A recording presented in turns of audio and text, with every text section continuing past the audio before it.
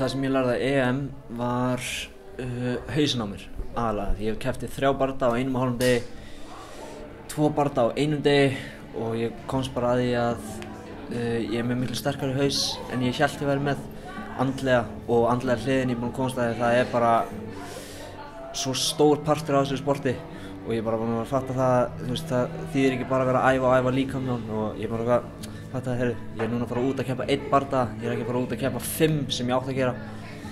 Þannig að það er alveg það, ég get keppt 3 bardaga á 1,5 degi og get ég keppt 1 bardaga á 1 degi. Að upplifa fyrsta tapið var örugglega súrrealískasta moment í lífinu, sko.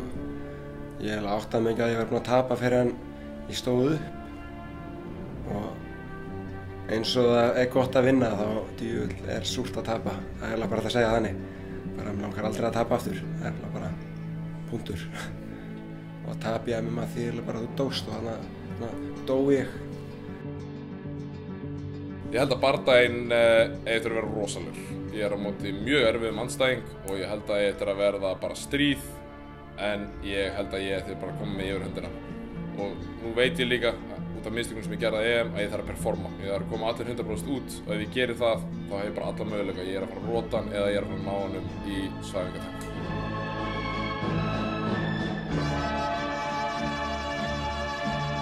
Það kemur fyrir þegar ég er að fara að keppa þá sérstaklega alveg í lokin, þá kemur stressi og þá kannski fyrir maður að gleyma af hverju maður er að gera þetta, þá nennir maður ekki að gera þetta.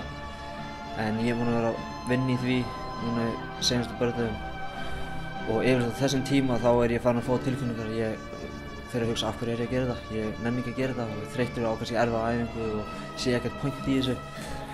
En núna sé ég mikið point í þessu og ég ætla eins og ég segi, bara, það er það sem ég er að vinna í og ég held að leiða það er orðið bara þegar það eru 2 dagar í bardaga og ég finn bara ég er til í þetta, þá er ég að fara, þá er enginn að fara að stoppa mig. Mestu bætingarnar mínar upp á síðkastið held ég að sé bara hérna svona, ef ég á að segja, flæðið mitt. Ég er svona mun betri bæði bara í kickboxinu mínu að flæða í því og mixa því inn með fellinu mínum og grandgiminu mínu. Og ég er svona einhvern veginn flæðið mun betur og ég er ekki að stífna upp neins þar. Mér finnst það svona hafa verið að sýna sér best hjá mér seinustu 2 mánuði. Segðu alltaf bara vera að vinna, þá tapar yfirleitt.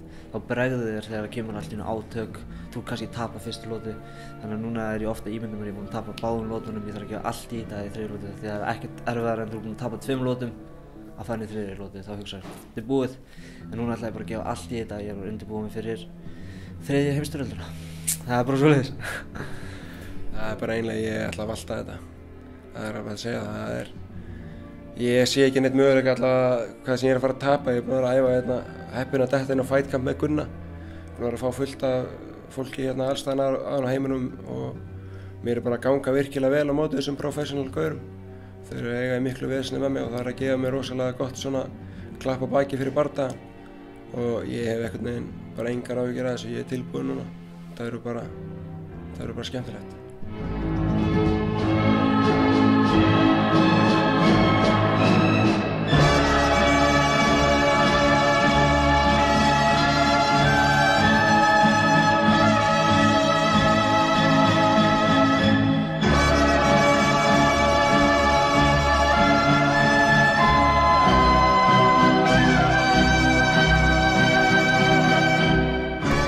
Ég sé mig kláran